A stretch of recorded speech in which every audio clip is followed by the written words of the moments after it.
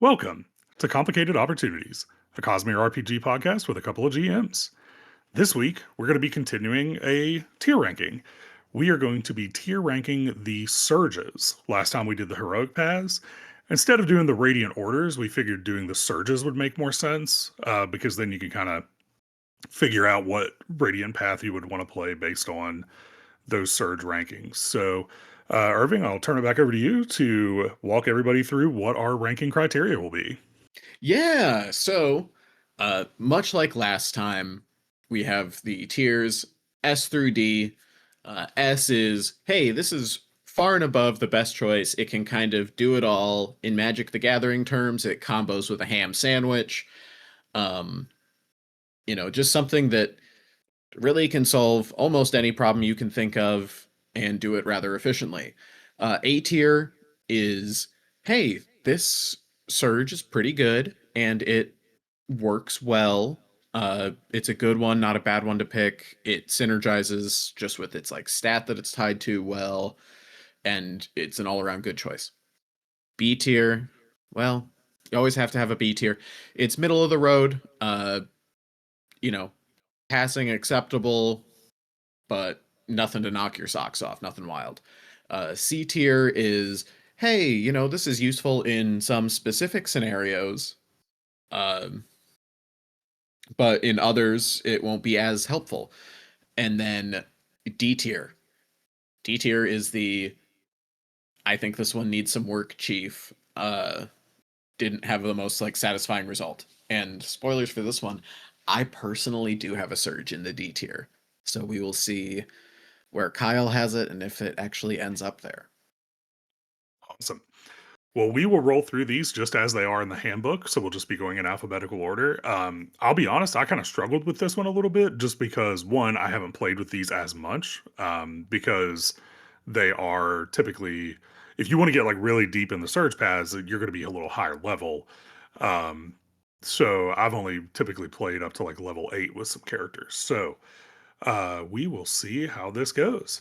So why don't we go ahead and start off with Abrasion? So it is available to Windrunners Oh, Windrunners and Edge Dancers. nope. No, Nope. sorry, that's right. Edge It's dancers Dustbringers and and Edge Dancers. dustbringers. Yeah. Yeah.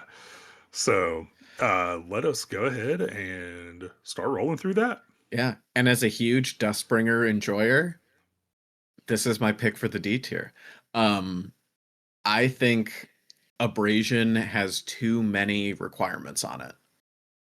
Uh, I g- I it, agree. it takes It an was action, it takes investiture, and it takes focus to do the movement. You can use it in some like cool ways, but that is so many requirements on an ability that is not that powerful. Yeah, so I agree.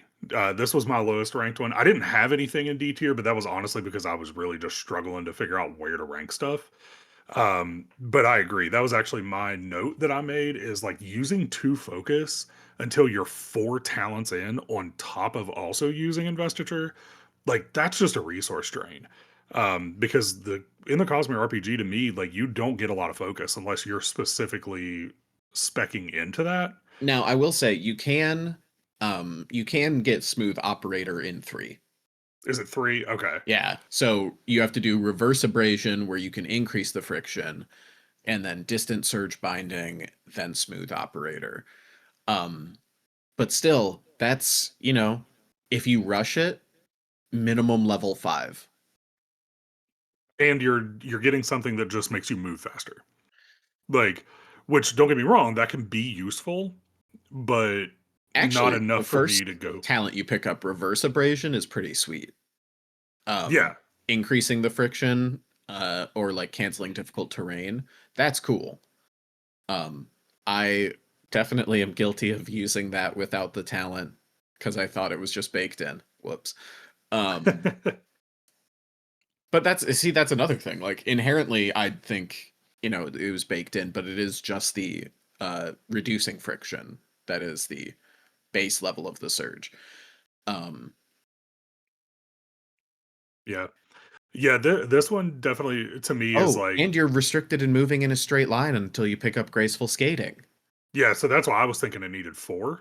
because you Yeah. almost have to go like frictionless motion, graceful skating, slippery target, then smooth operator to get there the fastest and to not be limited to a straight line. Yeah. I will say it is like when you're like zooming around with abrasion, you kind of feel like a queen on a chessboard. Hmm. Where it's just like, oh, I can like any of these straight lines, I get to pop up where I want.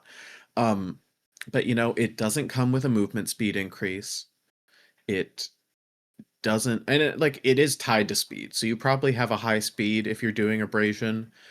Um, so that's not the most necessary thing, but like gravitation increases your speed, or can increase your speed. An abrasion doesn't for some reason, which is a little rough.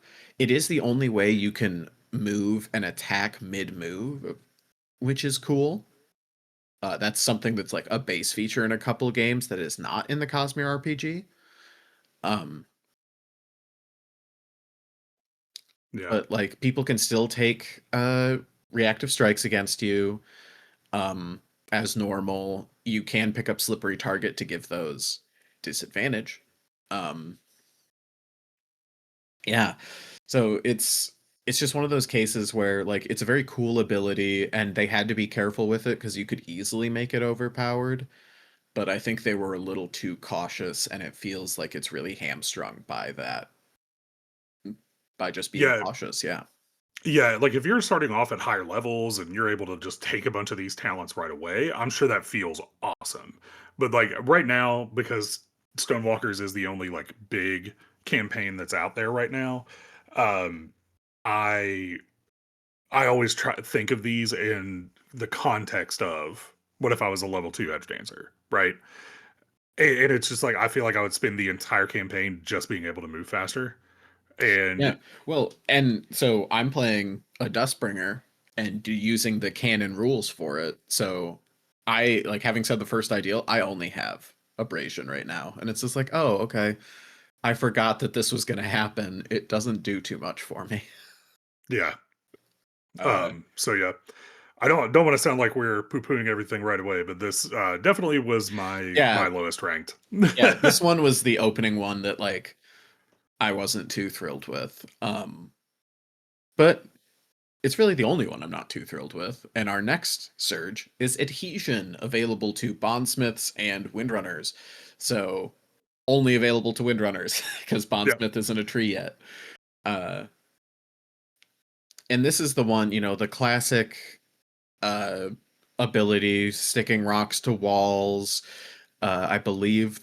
I believe it's also the ability that like pulls the arrows to the shield is the adhesion surge kind of mixed with gravitation.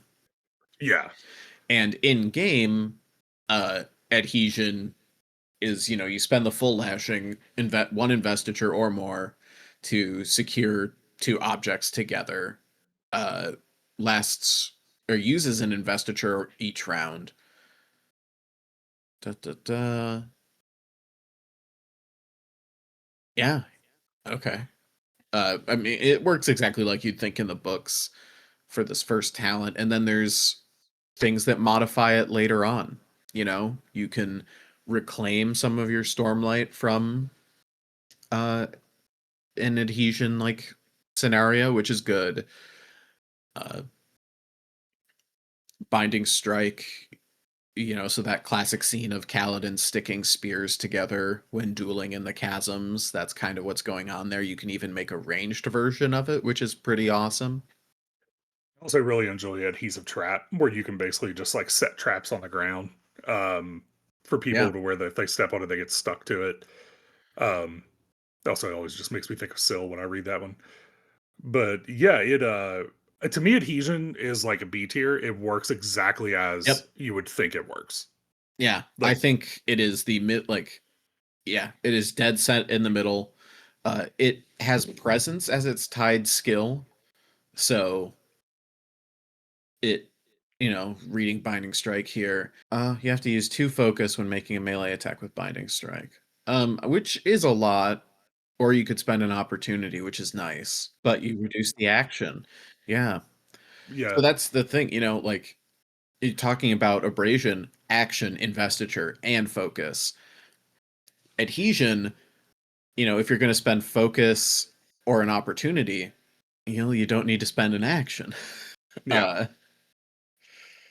and you do need Yeah. to spend the investiture still, but Yeah, because the cool thing with adhesion, like there are actually none of these that require an action. They're all either constantly active or it's just like a special circumstance can activate it. yeah. I mean, Um, the base surge is an activation. right, the base surge is, but you don't have to use extra actions to do it, which is nice. Because there are some surges, and don't get me wrong, like we'll get to some later where I understand why it's multiple actions because it would be completely overpowered otherwise. But I Oh, for do sure. like that this one is like becomes very inherent to the Windrunner. I think being tied to presence also makes sense because a lot of times Windrunners are going to be the leaders, they're going to be commanders, stuff like that. Um, so that's a skill they're also going to be building up anyway. I like when that synergy's there, where it because otherwise it'd be like, okay, so wait a minute, I'm doing this, but I need to make sure I'm leveling up this. That doesn't really make sense in the role play of the character. That would drive me crazy. Um, so I also just like Oh, for sure. which It's skill it's it's tied no to. uh it's no tension and strength, but it is a pretty good pairing. Yeah. So Uh y- and then we go on to the next one, cohesion, which is available to stone wards and will shapers. And this is the one where you can uh basically mold stone like clay. I like this one quite a bit, yeah, I would but actually even say this one is no. almost A tier for me. Um, because it gives you multiple there's so many fun either role play elements but also gameplay elements you can do with it, like because you can make attacks with stuff like stone spear, sinkhole. You can move quicker with not necessarily quicker, but like you can or yeah, You like can floating change the earth. battlefield in an interesting way with flowing earth for sure. Yeah, floating earth can change the battlefield. Tunneling can also change it because then like you're leaving that tunnel behind you, so now people could brace, people could hide in it, stuff like It's good that. for exploration with memories of stone. Hmm. Um, and I think the only thing that isn't that is not available until very much later is unbound cohesion, where you can do non-stone surfaces. Uh, which is very cool. But unbound cohesion's cool and not available until what, tier 3? Yeah, pretty Um, much. Because you have to be able to, yeah, you have to be able to go to 4 ranks. but that's Um, not like it's not something that changes makes or breaks the ability. For me, I'd put cohesion at like top of B. So if you want to put it A, I'd say A, but it might be the bottom of A. yeah, we'll put it at A for now Yeah. because we'll look to readjust. We might move it down to the top of B because I would be okay with that too because it does what. Actually, I will put it at the top of B right now. Gonna move these. There we go. Yeah. Um, just because there are some other ones coming up later that I know I want as S or A, so I don't want to like overload just yet. But as someone who would typically play as a stone ward, like this works exactly how I would want it to work. Yeah. Yeah. Um, okay. Our next one is Division. Dustbringer and Skybreaker, also a favorite of mine. Um, but being it is a favorite of mine, just like Agent, I feel like it is in the B or C range. Really? See, Yeah. and is that because of the canon part where you have to be uh So that's a second part of ideal? it. A part of it is that it basically always unlocks later. It's tied to intellect, which currently is one of the weaker attributes. Um, it makes for a very strong attack, but it's a 2 action attack. You can reduce it pretty easily. Oh no, well, unleashed entropy is pretty far down, but is it something gives you a free action? It might be one of the I think it's the Skybreaker. When you use gravitation, you get like a free action for a division. Possibly. Um and like it's cool. it is very cool, but it also is pretty specific. Like these are very combat oriented things. Um So you're saying Now, C tier? yeah, well, yeah, because it is focused in on one category. Now you can be inventive with it and like, yeah, I'm gonna divide apart the components of this lock to open up this door. Uh so like it can be used in infiltration and endeavors pretty well, but like you're not using division in a conversation unless you're doing an intimidation check of like, and I guess Malada does do that in the book where she carves a design into a table. Um so I do like it. And so maybe it's B. Uh To me, it would be B because again, it does what I think it should do. yeah. The thing that could knock it to C potentially would be the having to wait until, if you're playing canon wise, waiting until later to get it. Waiting until later, Um, having to like, despite clear air being a material you can divide, there's some rules debate on whether or not you need like a tether to your target, either be it the ground or like say you harpoon them with a grappling hook. Um and you just send your division along that chain or rope.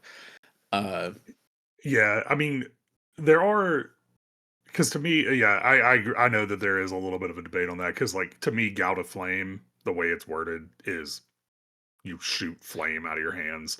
To me, Um, that is the scene from Isles of the Ember Dark where the Scadrian general is like, "Yeah, I watched them like light the air on fire before my very eyes," and like that could be transformation, but it also sounded like they were flying, so I felt like it was division.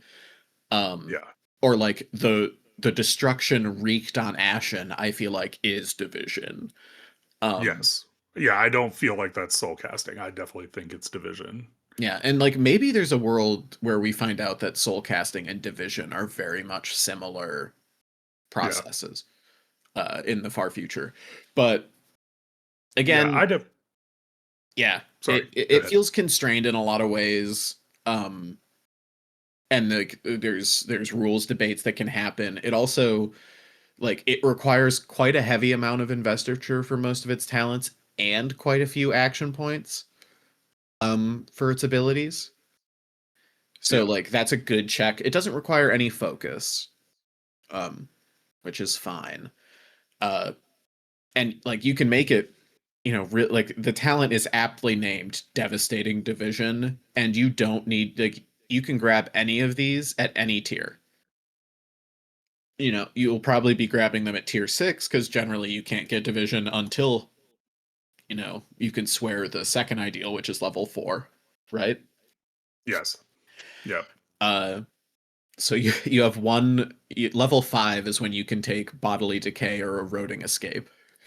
Yeah, the thing that'll still keep it to B for me is like once you get it and you start using it, like it adds a lot of damage. It adds damage over time. Um, I forget which talent it is, but there's one of them where like when you attack the person's square, then the square stays on Yeah, fire. that's And if igniting the division. yeah, and if the GM thinks so, like it can also spread. Yeah. So like it definitely does. Once it unlocks, it's very powerful. Yeah. And Once it don't get me wrong, unlocks. I love division. This like it's my favorite surge. I'm not a Dustbringer. I'm definitely not a Skybreaker. But the gameplay wise, love division. See, I do borderline on Skybreaker, so the I'm not gonna lie, I'm thinking on it because I'm sure it can drive. So as much as I play Rule of Cool most of the time, like it still like tinges my heart a little bit when we try to come up with stuff that's not in the rules. Um, Yeah. so there is a But yeah, little bit of Skybreaker floating in there for me. for sure. Uh yeah, that's where I feel like it is right now. Yeah, The I'm next okay with one, I'm okay with B tier. yeah. Next one is gravitation. Uh Gravitation is the flying around that we see in all of the Stormlight archive. It has this great picture of Zeth with his shadows and Nightblood for the art. Now, baseline, you have a movement of 25 feet per round, or per action rather, with gravitation. um, which is Which pretty in good. some yeah, and that makes sense to me because like it's not like Kaladin like swears the first ideal and then all of a sudden he's flying everywhere, right? So like it makes sense to me that you have to build up to that. Well, Um, build up. The first talent you take makes it 40. right, exactly. So it's like level 2, not so much. Level 3, sure. Uh, Yeah. I actually think this one is my first A tier. Oh, Um, absolutely. This is like absolutely in the A tier. It works really well. It fits the flavor perfectly. Um, you like you get some very solid abilities in gravitational slam, uh, and like lashing shot. Yeah, Nikki which likes mixing gravitation with her like melee builds, and yeah. it's been very cool. Yeah, because being Um, able to like lash stuff backwards and um like using adhesion and gravitation together, like they really do mix very well to like pull someone towards your attack, stuff like that. Um being able to like propel an object at a distance, and then the further it even makes sense, like the further it moves, the more damage it does. Um yeah, you can also like again, the only thing that requires like being tier 2, aerial squadron, which is you can use group flight in combat. Which why have we never done that? I don't We've been at know. tier 2. Yeah. I um always think about it and then just or like I always see it and I'm like, oh, we should use that. And then we just never remember to do yeah. that. Um Especially because it's like you've trained your allies in aerial combat. So like if you just run around and infuse everybody, all of a sudden, like now you're coordinating attacks through the air. Like that's sick. Yeah, yeah. Why are we not like flying around with well, I mean, I guess like then the enemies will have bows. Um but Still yeah, sounds then sweet. there's Master of the Skies, which is like the key talent in becoming a dragon. Yeah. Just so you're infused, you're always flying. It's great. Big fan of it. Yeah. And yeah, I mean like you do have to spend the investiture, but you do reduce the amount of investiture you need. Um and then with Master of the Skies, you no longer are spending investiture to be infused with gravitation. I don't believe. That's how I've read it. Correct. That's the way I read it. And then but then what's also cool is like Yeah, without spending the investiture, it says it right there. yeah. Um And like when we talked about adhesion being presence based, like that's also going to drive up your investiture score. So like you because this is an investiture heavy um well, investiture s- also goes off of awareness, right? Which is yeah, um what gravitation is. yeah. So Yeah. one way or the other, like you're probably going to be a very investiture heavy character, which is great because that lets you do all the fun stuff that since book one we've imagined doing. Um, yeah, Yeah. yeah. This one's a almost bordering on S, but I don't think it Mhm. gets overpowered. So that's the only reason I'm keeping it out of S. Yeah. Um, so yeah, Yeah. All right. Our next one, Illumination, available to the Lightweaver and Truthwatcher. This is like the signature ability of Shallan Lightweaving, what the order is commonly named after. Like the ability is named after the order one way or the other. Um this, you can create some like simple illusions. I think yeah, you can move and control complex illusions as detailed in controlling illusions. This is a tough one. Like this is the I like messing with rules and like creating complex characters yeah. uh a surge. Well, and as a GM, what I'll say is this can be a player can easily like just pitch everything with this, right? Yeah. So it can make it like a little because I don't like stopping in the middle of a game. Like just to be like right now in my Stonewalkers game, I have two light weavers, and one of them is absolutely just like wanting to illusion everything, like be stealthy with it, hide everywhere. Um, so just trying to figure out like, okay, but how far does that reach? How well does that work? Can make it a little confusing from a GM perspective, to be perfectly honest. But there's also a lot of really cool stuff you can do. Like distracting illusion to me is um very similar to a talent in a Seattle-based game. Um, Yeah, it is. which helps though, like, because honestly, for like, let's be honest, most of us have played D&D the most, right? So when you do have those initial talents that like at least get you thinking in that direction, I think that's actually very helpful from a design perspective.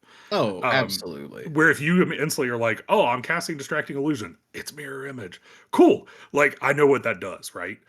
Yep. So that helps at least like put you in that headspace. But then there is a lot of cool stuff too with like infusing an illusion into a sphere. Then you roll the sphere down the hallway and you see somebody walking. Like those are just fun things to think about doing. Um, like Yeah. disorienting flash is pretty cool. Like I just think this one is like BA to me, like high B, low A, Yeah, yeah. I'd say I'd put it at high B, and I would knock Division down to C. and probably above adhesion. It may be even above cohesion. It might be like Um, tied with Cohesion, yeah, because I'm gonna just kind of Cohesion's leave them where they're at. pretty darn Oh, good. apparently no, I'm not. There we go. Yeah, This worked, I and think it's a honestly, pretty good like one. a painful truth just sounds a lot of like sounds really cool too. Where you're just Yeah, basically like traumatizing somebody with with an yeah. action. It's a, Love that messed idea. up situation, the ability. I won't force you to cut out an F-bomb again. Um, So yeah, yeah. And then our next one, progression, the supportiest of support surges. that is Um, literally what I wrote on mine. yeah, yeah. And honestly, it's really good, especially if you're a truth watcher and you can give focus back instead of health. Nuts. I Focus mean, the is fact, a much more limited resource in my opinion in this game, and yes, like you can get back a lot of focus with this. there's also like, so this one actually is the first one that I considered for S tier because like the healing abilities are really good, but you also can get some damage, like some attacking abilities as well. Don't get me wrong, like explosive growth and stuff doesn't do a massive amount of damage, but the fact that you can literally bring someone back from the dead and also are attacking with that surge as well. And if you're a truth watcher, then you're also distracting people and using illusions. Like, so when you think of how it works with that, but even for like an edge dancer, like being able to like swing by somebody and then also cause some roots to grab them by the feet so then they can't reach you. Like, there's a lot of really cool creative things you can do with progression. But the only thing I think keeping it from S for me is the like, there's a lot of really cool stuff it can do, but I also like I instantly think of it as how does it interact with the other surge as well, instead of just by itself. That's probably the only thing keeping it from S for me, but I would say high A. Yeah, yeah, I would put it at a high A. Um and I kind of like, because of the number of surges, in my head I have like a no more than like 2 to 3 a category rule in my Mhm. head. And I think we're gonna fit that. We might not B's actually. B's going to be the hard one because like I can't justify taking adhesion, cohesion, or illumination down. No, and Um, I don't really see taking them up either. no, the only one that possibly could go for me would be progression sneaking into S. Um, That's interesting. maybe. You kind of convinced me of it. I came in with progression being like upper middle of the pack.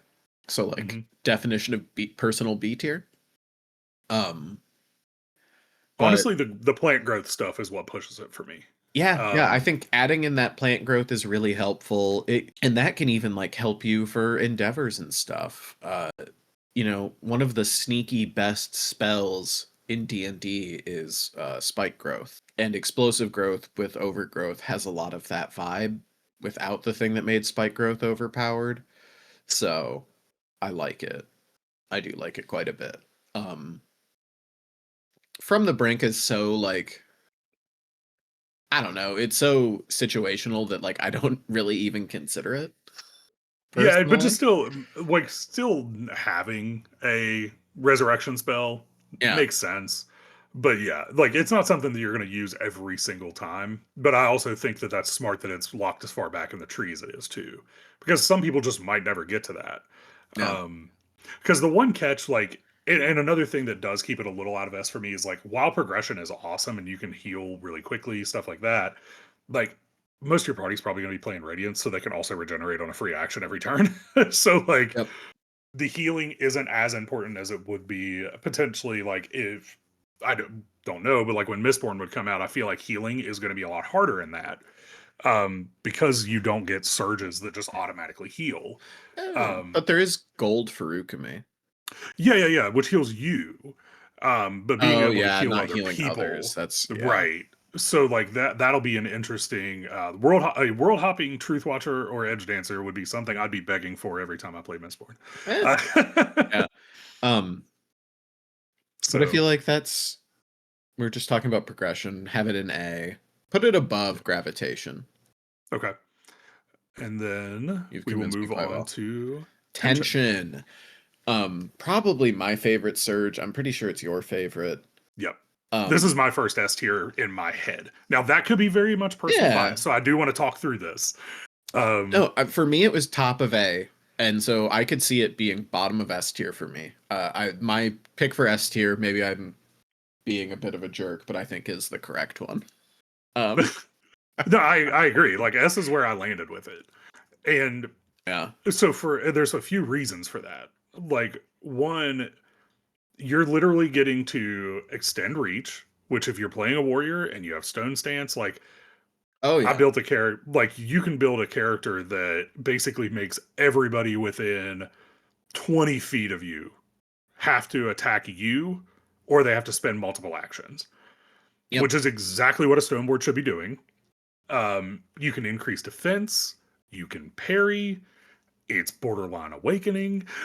Yeah, Like, yeah, it is borderline awake. Like if Awakening doesn't have cloth mastery also in its talent tree, what are they doing? yep. Um and like fine control, that absolutely needs to be there too. Reworded to work with Awakening, obviously. Um Yeah, If I you, mean, and the crazy thing, like, it's tied to strength, something you already want to be doing very often as a melee character. Like, yeah, honestly, like, what a wild pick. I love that it's tied to strength, but like that may be unnecessary. That's strong. but also what I like, it's the only one tied to strength. Yeah, yeah. So like, you're not gonna have, it, because stonewards do typically end up being some kind of warrior based character for the most part. So like, it just makes sense. Again, like we were talking about with the way Windrunners would be built. Like, it just, I don't know, man. This one's like just perfect. Like, crushed it. Great job. Like Andrew Ross, like Yeah, nailed it. isn't Ross to blame for Clothsmith? I think so. I I don't think know I've that had for that sure. conversation with him. Um, Um, God, But that like I talent's so love awesome. Cosmere, it's awesome. Uh yeah. Tension is so fun and cool, and there's a lot of like little things, I I guess like I always go to the situation of like, how do I treat a locked door with this ability? And the answer is I just like I cut some strips from my shirt sleeve and then I use fine control and I have lock picks always. Um Something I'd never even thought about. I love the art there with tension where the stone ward is using her skirt as a shield. yeah, Like, yeah, never would have thought of that myself. This is probably why I don't design games, but like, that's just genius. yeah. Yeah, no, it is very cool. Um and there's you can give yeah, you can help an ally with tension parry just baseline, which is crazy. Yep. Love it. I Um do laugh that apparently, and this is maybe a side tangent just because it annoyed me, but like I do get a kick out of like in some of the discords, this is becoming the like, oh, so you're the basic Radiant. Like they're always like, oh yeah, you built an envoy stone ward, woohoo.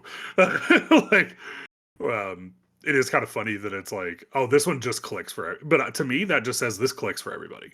yeah. Like it makes sense. Anyone can just pick up the books. You don't have to be some crazy rules lawyer, min maxer, which don't get me wrong, I am. But like you don't have to sit here and look through everything to get crazy with it. It just gets crazy by itself.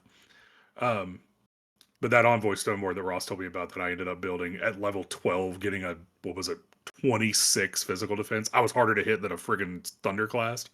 Like, That's pretty sweet. that is Um, exactly what a tank should do. yeah. Our next one, my personal pick for S tier, transformation. This was also S tier for me. Yeah. I put S plus. Only Yeah, limited. you might need to. I literally put like only limited by your character's imagination. Like, Only limited by your character's imagination. It's tied to willpower, which, mhm. gets you more focus, and your recovery die is bigger. Like, willpower's real good, folks. It feels like one you can maybe ignore. Yeah, do Don't. not. Willpower has Um, slowly become one of the ones that I just put 3 in right away. yeah. Uh, and even like it doesn't require you to be above tier 1. You can get every single talent at tier Yeah. 1. Yeah. Yeah, Uh as long as you can get to it, it's there. yeah. And Um, like getting to it, you won't get to it in tier 1 if you want to get them all. That's true. Uh but yeah, I mean, I've seen people do very inventive things like turning the air into an aluminum cube. I Um I had a player who is literally, we're joking, she is dragging 2 metal encased sky eels behind her, because she turned a sky eel into metal. Um, that's really cool. which, like, you can get living soul casting in your first talent to take after the first ideal. Like, that's crazy. Yeah, that is nuts. Um yeah, I don't know what there is to say about this other than like it is so moldable and mutable. It is like there are roles you have to make, but they're pretty generous in my Yeah. opinion.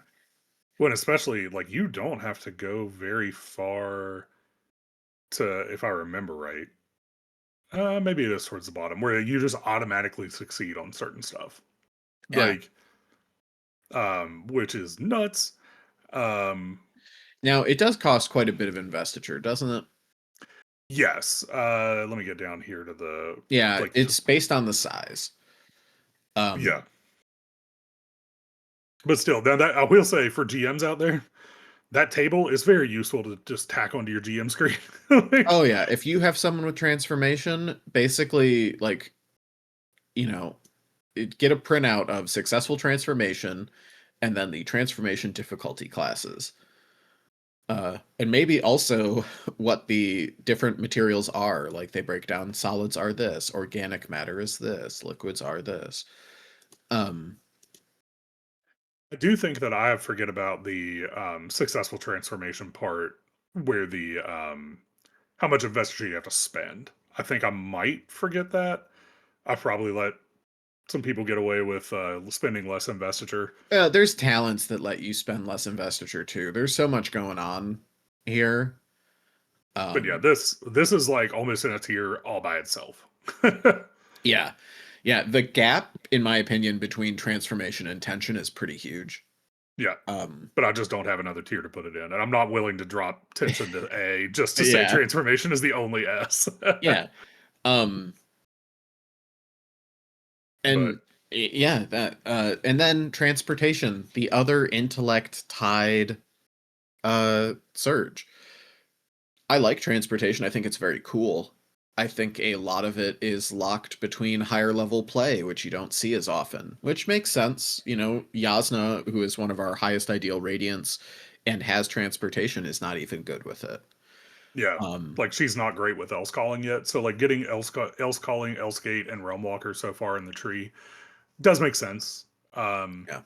I mean, because she's spoken the fourth ideal. Now, it's almost alluded to in the text that there's a reason for this, but that she's struggling with it. But she's also the only else caller we see uh, in the books too. So you know, Yeah. But, that being said, I think that Realmatic Evasion is very cool. I think Realmatic Step is amazing. Misty Step is one of the best D&D spells. mhm. Here it is in Cosmere, and it's fantastic. It's a But little even harder stuff to like do because you have to, get a transportation DC 15. So And that's you have to like spend 2 a investiture as moderate well. difficulty. Yeah. Um, I think you only have to spend it if you do it, if you successfully roll.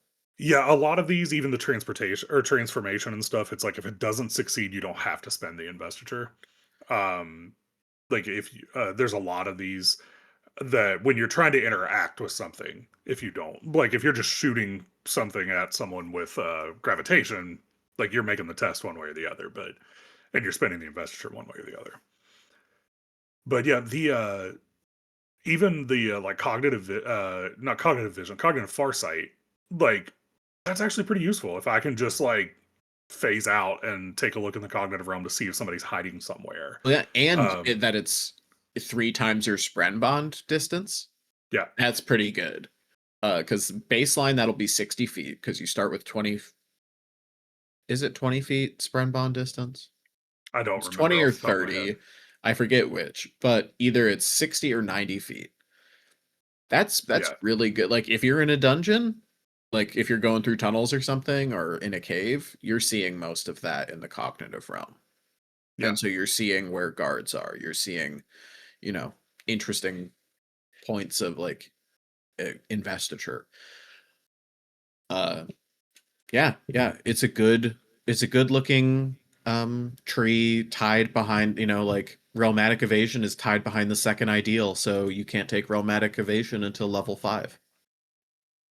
Um Which makes sense. That keeps it not completely OP. oh So yeah, yeah, which does it's a keep it good out of balance. S. Yeah, it keeps it out of S. I think this one honestly though is a little like Division in some ways because like a lot of the bigger talents with this, like yeah, you can do it at level at your first ideal, but a lot of the stuff is locked behind higher ideals. Yep. Um, And it's a little like Division. I think it has more use cases than Division. I think that transportation can be used better um outside of combat. yeah, I agree with that. Or like in Division is it, if this was the combat focused tier list, Division's up in the S tier. Right. Um but we're taking into aspect like all sort of phases of the game. If you're in an endeavor and you're like chasing someone through city streets, realmatic step and you get ahead of them, you cut that corner, that'd be great.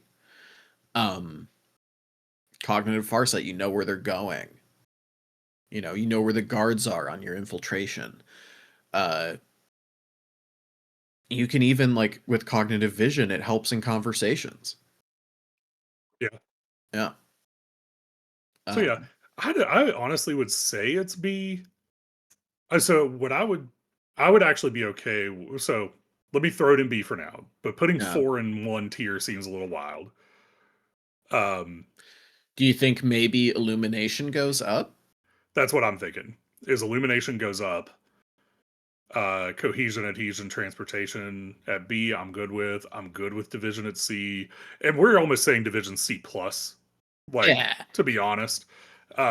But it is very much limited to mostly combat, and that's going to keep it down as well as getting it later in the game. Abrasion, we went over that. We don't need to rehash that. I think it's in the right place. Um, Progression, gravity. Yeah, I'm pretty good with where this is at. Yeah. And now, like, this is not to say like, oh, I think that whatchamacallit is terrible. Like, I love Dustbringers. I don't think Dustbringers are terrible. I think they're very fun to play. But I don't think it's necessarily their powers that make them fun to play. I think it's the role playing part of the role playing game we play. Yeah, Um yeah. Because if you're just playing this like a video game, which don't get me wrong, I can fall into, especially for one shots. Um, like this would look completely different because like division, once you unlock it and you're looking at combat and you're just looking at those scenes, like crank that sucker up to S. Um, but and if you're starting, it's funny too because if you start at higher levels, once I can take a bunch of the talents, abrasion moves very much up. Once I have all the talents for abrasion, it's sick, but it just feels like it does take a long time to get well, to where and the that's amount a of good one. talents you have to invest in abrasion actually keeps it down for me.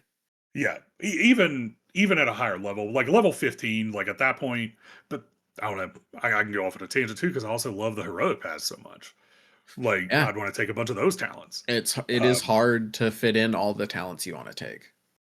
Um, so yeah. yeah.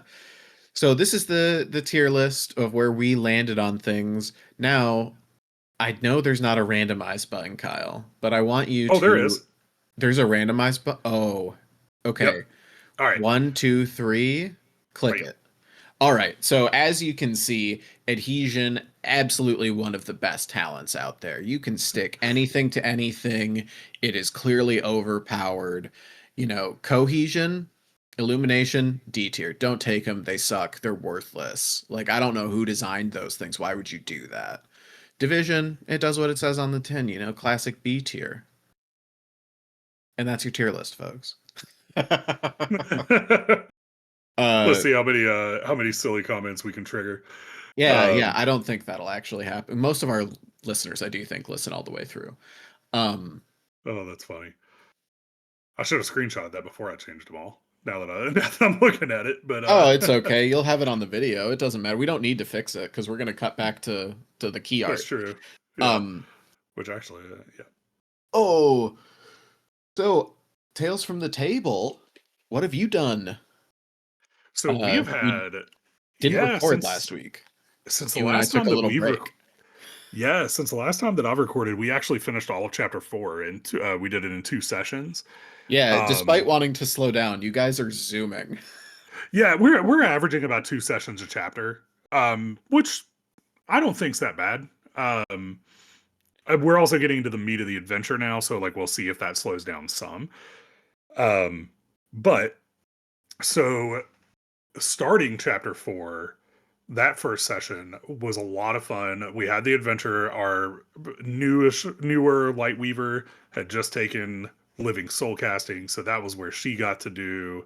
She was just running around the battlefield trying to turn everything into like blood, metal, whatever, because we're still at a low enough level that like her transformation roll damage was dropping people to 0 a lot because she would let the tanks hit stuff, whittle it down, and then she'd run in. So when you're rolling 3d4, you only might need 8, 9 to to succeed on what you're trying to do and not just damage it.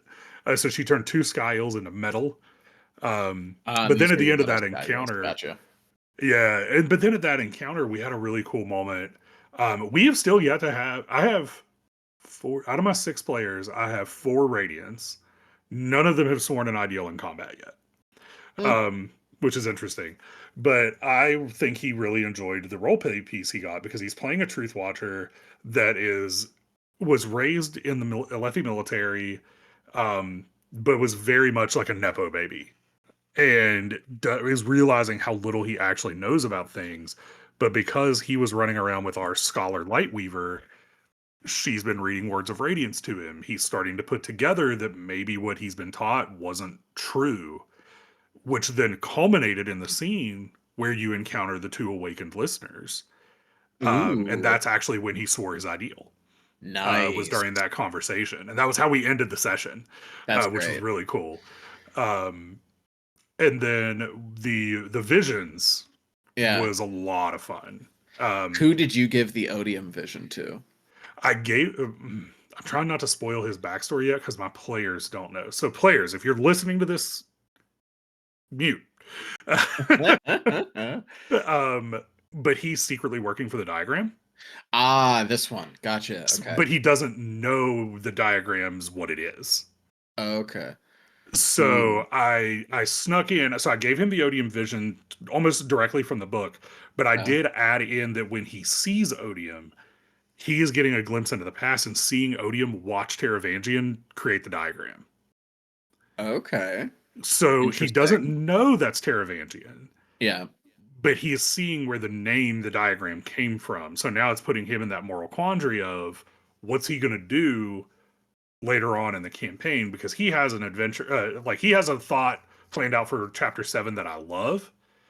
Um, I don't want to say anymore because I don't want to spoil it till I see what he decides to do. But Yeah. now it gives him that thought of what do I want to do here?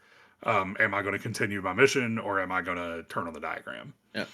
Uh, I got the odium vision for my game. Oh, nice. Yeah. Uh, I had completely forgotten about it because I was so into, just like listening to the visions. One of our players swore their radiant ideal in their vision, Oh, that's cool. which was very neat. Um, and then like my vision was last, and it was the like you're approached by an old man in white gold robes, and I was just like, oh no. Nice. How is my character going to act with it? And like he definitely he mouthed off to God, and got sent falling through a black and starless abyss. Um, Really not shocked. Uh, yeah, me mouthing off to a god. What? What a surprise. Um, but it was a very cool experience. The visions, and then we ended, right like Yilt had the knife on the ground. I think. yeah, that was a fun encounter for us too because we had so we did complete the chapter. I did create. Did I write the other five? Yeah, I did write the other five. I there is one, my truth watcher that swore his ideal. He had been interacting with Kayana in the previous chapter, so I did add on to the end of his one of the ones from the book that's recommended where you see Kayana, um, and it gives you the chance to turn her later. Yeah, Um, so I did give him that, and then him and my one of my light weavers worked together to turn her during the combat.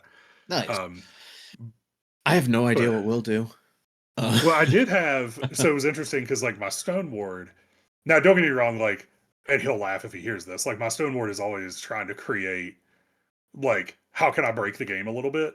Yeah, Not abusively, by the way. Like it's okay to try to like come up with stuff. And he does do a great job of being like, okay, I'm gonna pitch you something and you can tell me no.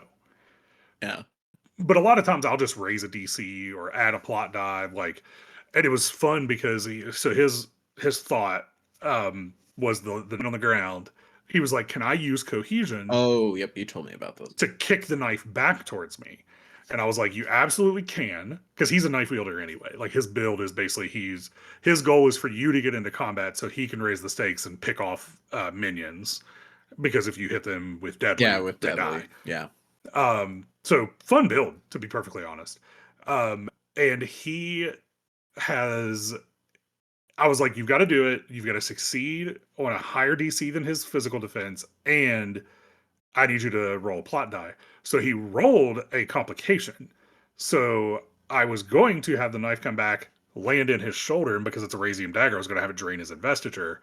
However, what if somebody else has opportunist? So they had him re-roll the plot die, and he rolled an opportunity. Mm. So they literally started the combat stealing the Razium dagger from Yilt. Yeah, I mean, why not just bounce?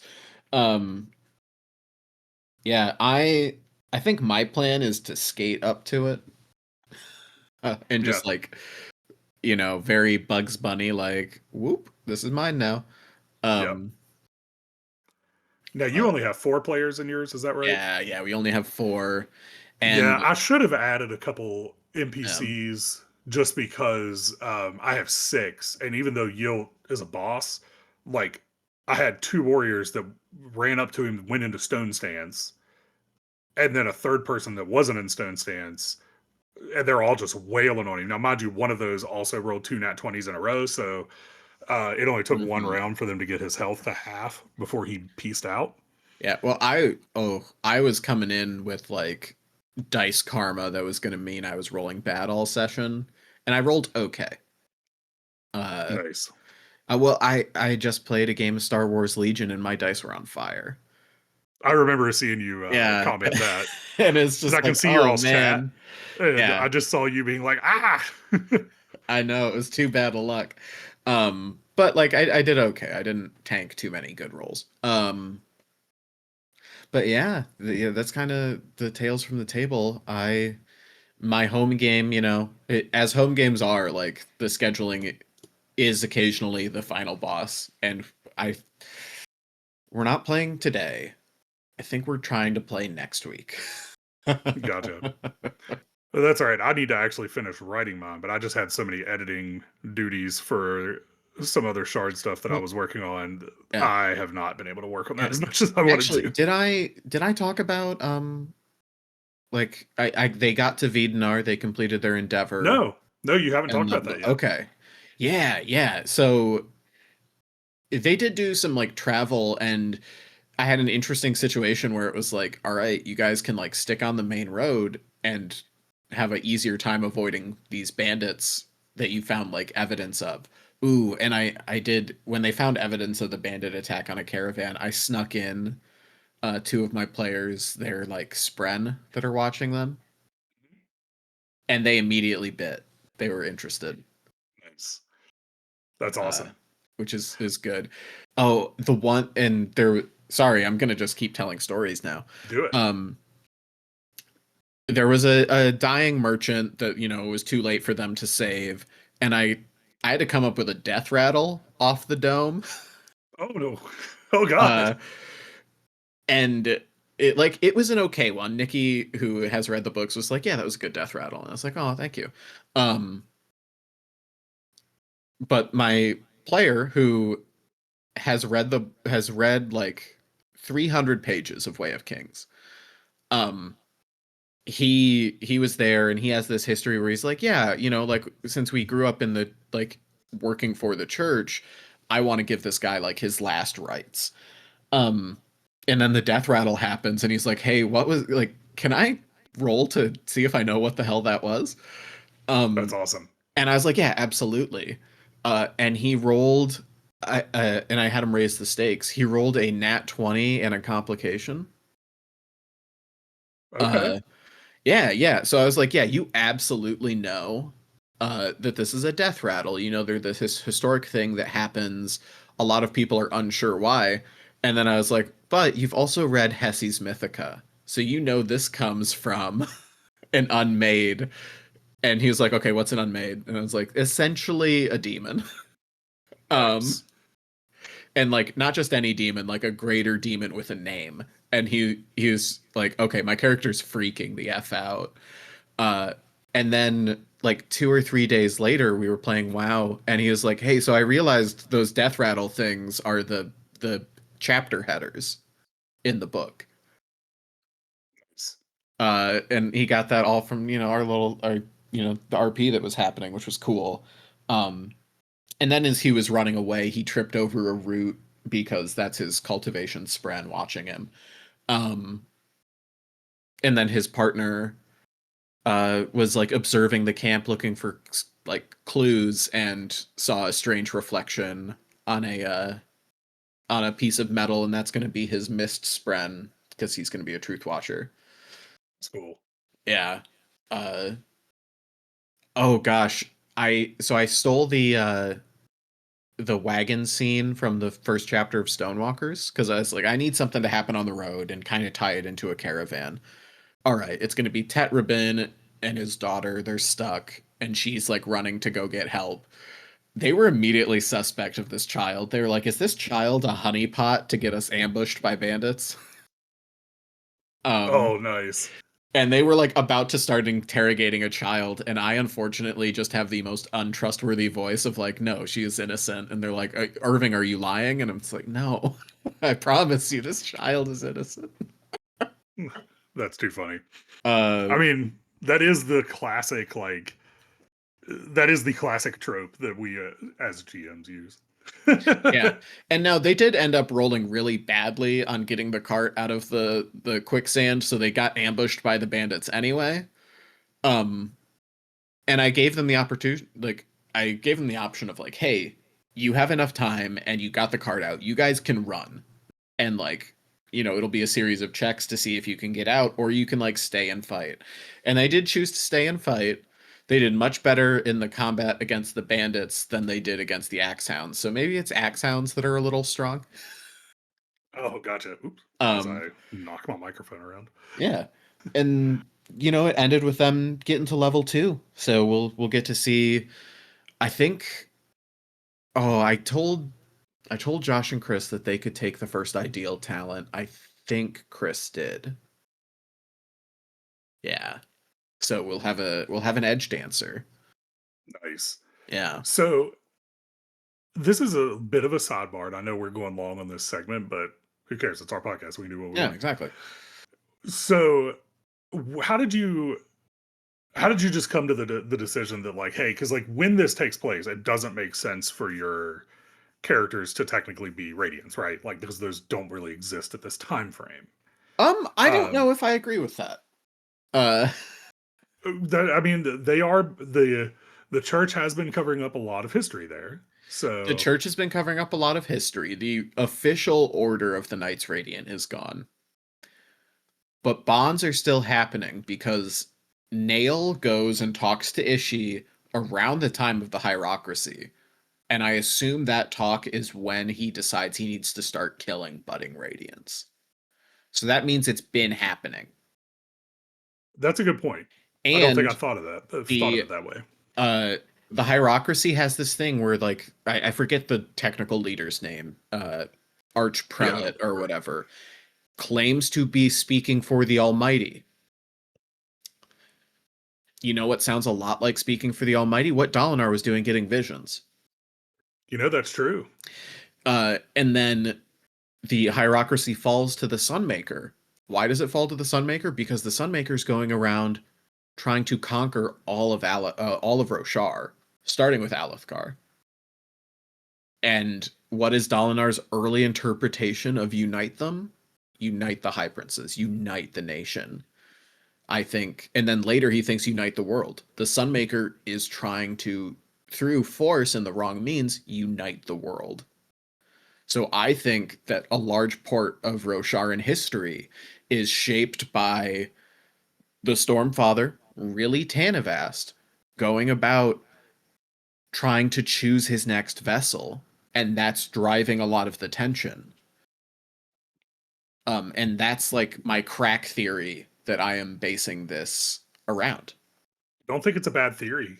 Because like even when you think of When in Truth, like he that is when you find out the Stormfather was speaking to Gavilar first. And we Yeah, don't get the feeling of how long was he doing that.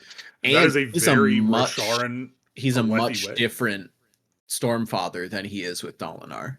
Yeah. Hmm. Um, so like that's my theory. Like the hierarchy started out, you know, the whoever was in charge was a potential bondsmith, and just, you know, you came about it wrong, and the Stormfather was like, nope, you're not it. Who's this Sadie's guy out here in Alethkar? I need a good honorable warrior, not a sneaky, you know, politician. And then it's like, oh, maybe emperors are bad. Or the Stormfather does just get killed. Or not the Stormfather, the Sunmaker does just get killed. So maybe like that was the hitch in his plan, you know? Yeah. Um, and yeah. So I think that it makes perfect sense for there to be potential radiance at this time. Is the Yeah. like the very long answer there. And that's why I'm like fine with it. Um at you know, at the end of this storyline I'm doing, uh, you know, depending on how far we take it, the final scene is going to be Nail Terminator walking at these dudes. Like they either leave the planet, which they can't do as a Radiant, so they have to renounce their bond, or Nail is going to kill them, I like it. which is very dark. Um, But but like, that's a if you know your but you know your play group really well, so you know yeah, how they would take that. Whether they would, my play group probably would not love that, but no, like other play uh, groups, yeah. My friends will like they'll like that dark choice to have to make, and they're also okay with characters dying because they know like we're telling a story here, uh a little bit. um sweet. yeah, so they're excited, and that's really it for the Tales from the Table. Sorry for the rant about my views on Rosharan history. No, I love it because like I said, I mean, it is fascinating because Brandon, even with When in Truth, has given us that end that like, hey, history isn't necessarily what you've been told here. So like it actually lets us make history be what we want it to be.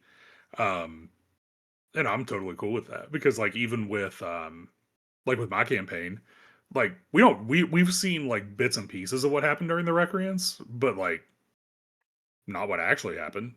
other than the ending of it. Yeah, So yeah, for sure. Uh, but yeah, I think that is all, folks. Today's podcast has been brought to you by Advil Liquid Gels. For when you have a little bit of a headache or an achy body, Advil Liquid Gels. Nope, nope, not officially sponsored. Don't take pharmaceutical sponsorships, people. Um, but do responsibly take pharmaceuticals if you're going to, please. Uh, yeah. that's it for me. Kyle, if you want to take us away. Absolutely. So don't forget to like, comment, and subscribe. Make sure to click that bell so the storm wardens alert you when our new episodes are coming out. Also, make sure to follow us on any audio forms you listen to, be it Apple Podcasts, Spotify, or whatnot. But until then, let's roll our plot die and raise the stakes. This has been Complicated Opportunities.